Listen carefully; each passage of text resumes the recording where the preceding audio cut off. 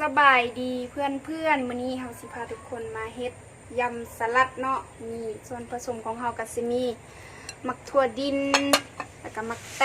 งมักเลนหอมบัวที่ซอยไว้แล้วเนาะตัวนี้กับผักชะนาลีกระเทียมที่เฮาคั่วไว้แล้วเนาะคั่วให้หอมๆเด้อเพื่อนๆตัวนี้เฮาสิมาเฮ็ด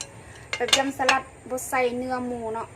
อันนี้ก็เป็นผักสลัดออร์แกนิกเนาะผักสลัดปลอดสารพิษนั่นเองเนาะตัวนี้เนาะเดี๋ยวเรามาเริ่มเฮ็ดน้ำมันก่อนเนาะนี่ตัวนี้จะเป็นไข่เนาะเราใส่ไข่5 หน่วยเนาะไข่5 ฟองตัวนี้จะเป็นไข่เป็ดเนาะเมื่อวานนี้ไปตลาดไปซื้อไข่เป็ดจ้ะ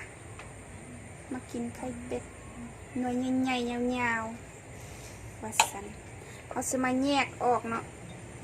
เอาตัวแดงๆหันออกก่อนเนาะเอาไข่แดงหันออกลาบีบน้ำมะนาวได้ไหมตัดแล้วก็บีบน้ำมะนาวให้ได้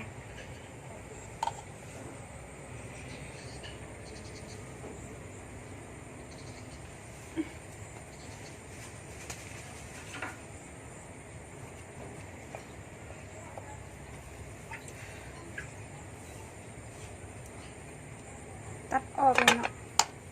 เขาแยกออกนี่ก็คือน้ำตาลเนาะใส่ลงไป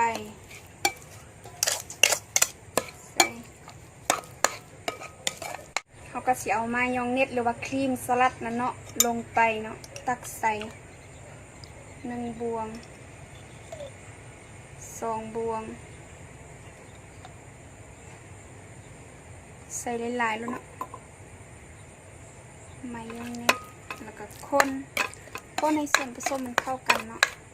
พอที่สำเร็จอันนี้น้ำสลัดเนาะเขาก็เอาน้ำใส่เล็กน้อยเนาะเพื่อ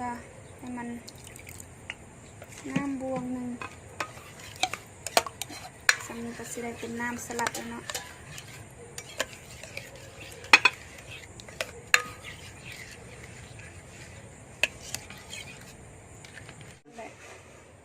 มีมะเขือเทศด้วยนี่เขาก็เอาผักลงกับผักแถวซอยไว้เนาะผักหอมใส่ลงไปกับผักสลัดเนาะผักชะนาลีที่เราซอยไว้แล้วก็มักแตงที่ซอยไว้เนาะมักแตงกับมักเลนใส่ลงไปใส่หมดเลยกินผักอย่างเดียวเนาะผักเพื่อสุขภาพอันนี้ก็ใส่โปรยมักถั่วดินใส่เนาะนี่ใส่ลงไปเราก็เอาน้ำที่เราคนเมื่อกี้นี้เนาะน้ำสลัดที่เราเฮ็ดเมื่อกี้นี้เนาะใส่ลงไป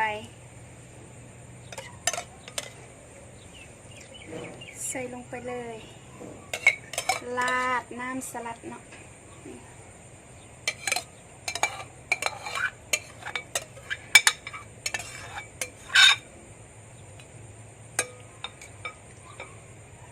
คนบัดนี้ถึงขั้นตอนการคนเนาะคนป้ายบัดนี้คนจนว่ามันเข้ากันเลยเนาะเพื่อนๆว่าสิเอามือกะบ่ได้ใส่ถุงมือคนจนว่ามันเข้ากันเลยเนาะเข้ากันดี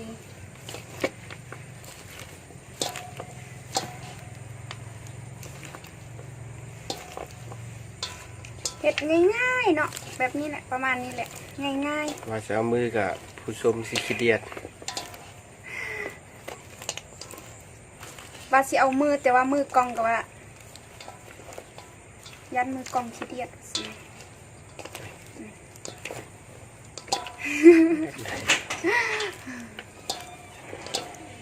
ยำสลัดยั่วๆจ้ามาเด้อจ้า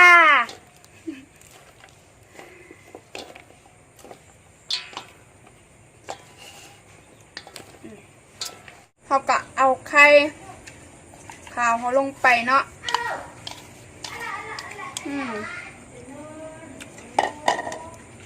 คนอีกบาทหนึ่งเนาะ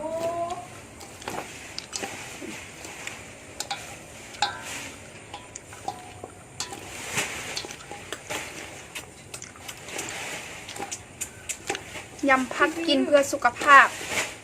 ขี้ดื้อ หลัดลาวแซ่บ ผักออร์แกนิก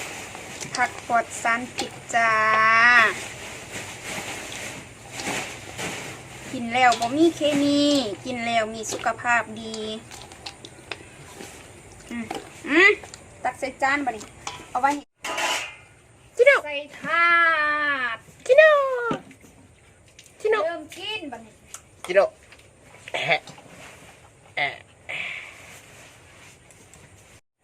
นี่ก็คือหน้าตายำสลัดของเฮาเนาะเสร็จเป็นที่เรียบร้อย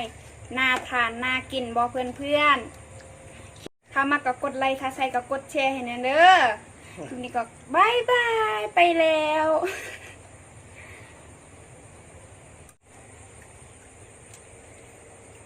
มันก็กินผัก กินแม่ล่ะ กินน้อยลองมันกินมั้งเนาะ กินอยู่แบบยุ่งยับเนี่ย กินเนาะ ลองให้มันกินบ้างแห้งมาก กินเนาะผักกิน ให้มันกินบ้างเนาะ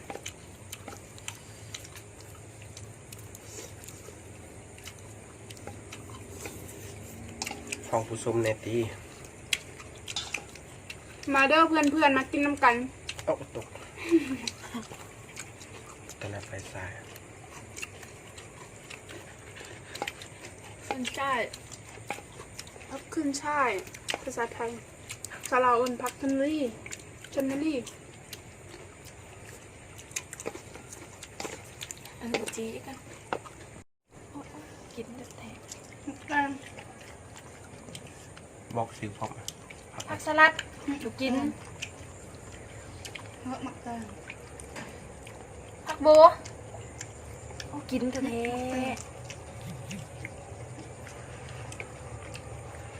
มะแตง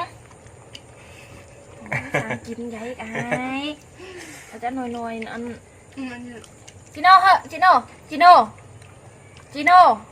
บ่เหลียวกับเต็งกินแล้วเป็นรับใช่เยอะไว้เด้เรียนมาอีก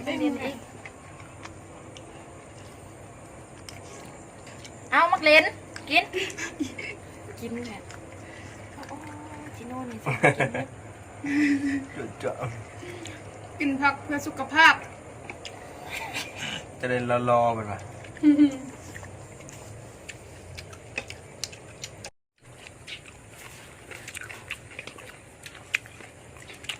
กินส้มแดง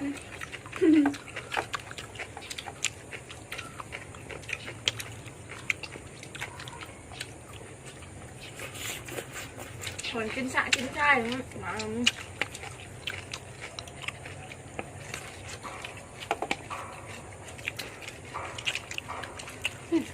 ดึงมากเขาอีก ล้ มากขึ้นอ่ะคนกินแหละมากขึ้นแหละ